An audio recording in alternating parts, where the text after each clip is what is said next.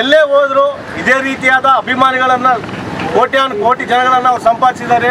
ಬಳ್ಳಾರಿ ಆಗಲಿ, ಬೀದರ್ ಆಗಲಿ, ಬೆಂಗಳೂರು ಆಗಲಿ, ನೀವು ಎಲ್ಲೇ ಹಾಕಿ ಇಡೀ ದೇಶಾದ್ಯಂತ ದರ್ಶನ್ ಅಭಿಮಾನಿಗಳು ನಾವೆಲ್ಲ ಇದೇ ರೀತಿಯಾಗಿದ್ದೀವಿ. ಅವ್ರ ಪ್ರೀತಿಯ ಆಗಮನಕ್ಕಾಗಿ ನಾವು ಕಾಯ್ತಾ ಇದ್ದೀವಿ. ಅವರನ್ನು ನಾವು ಬೇರೆ ರೀತಿಯಾಗಿ ಆಗಮಿಸಬೇಕಾಗಿ ನಾವು ಕಾಯ್ತಾ ಇದ್ವಿ. ಬಟ್ ಈ ರೀತಿಯಾದ ಸಂದರ್ಭ ಬರುತ್ತೆ ಅಂತ ನಾವು ಊಹೆ ಮಾಡಿರಲಿಲ್ಲ. ಆದ್ರೂ ಬಳ್ಳಾರಿ ಬರ್ತಾ ಇದ್ದಾರೆ ಅಂತ ಒಂದು ಖುಷಿಯ ವಿಚಾರ.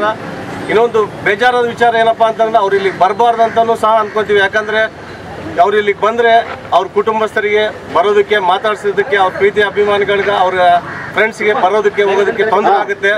ಎಲ್ಲ ರೀತಿಯಾದ ಒಂದು ಅವ್ರೇನು ಮಾಡದಂತ ಮಾಡಿಲ್ಲ. ಕಾಫಿ ಟೀ ಕುಡಿದಿದ್ದಾರೆ, ಅದಕ್ಕೆಲ್ಲ ಬೇರೆ ವರ್ಗಾವಣೆ ಮಾಡೋಂಥದ್ದು.